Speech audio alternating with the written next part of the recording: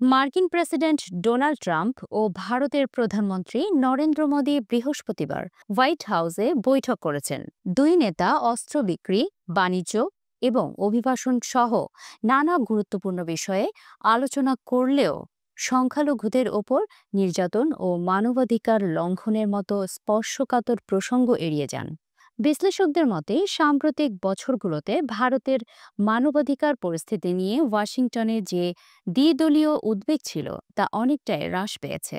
যুক্তরাষ্ট্রের জন্য ভারতের ভূ রাজনৈতিক গুরুত্ব, বিশেষ করে চীন মোকাবেলায় নয়াদিল্লির ভূমিকা বাড়ার ফলে এই পরিবর্তন লক্ষ্য করা যাচ্ছে। বৈঠকের পর যৌথ সংবাদ সম্মেলনে দুই নেতা আনুষ্ঠানিক বক্তব্য দিলেও মানবাধিকার লঙ্ঘন বা সংখ্যালঘু নির্যাতনের বিষয়টি উল্লেখ করেননি।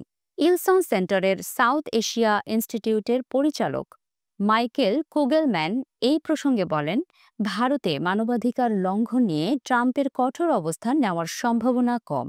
তার পররাষ্ট্রনীতি সম্পূর্ণ স্বার্থকেন্দ্রিক, যেখানে মানবাধিকার ও নীতিগত মূল্যবোধের জন্য খুব একটা জায়গা নেই।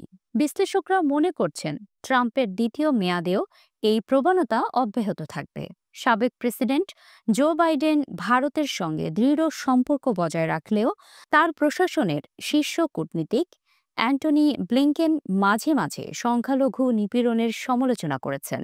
তবে সামগ্রিকভাবে ওয়াশিংটনের অবস্থান ভারতীয় সরকারের প্রতি নমনীয় থেকেছে। হিউম্যান রাইটস ওয়াচ ও অ্যামনেস্টি ইন্টারন্যাশনাল মোদী সরকারের সংখ্যালঘুদের প্রতি নীতির সমালোচনা করে আসছে।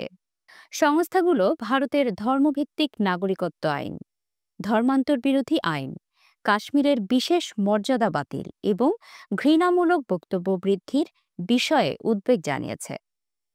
অন্যদিকে ট্রাম্প প্রশাসনও মানবাধিকার বিষয়ে বিতর্কিত অবস্থান নিয়েছে।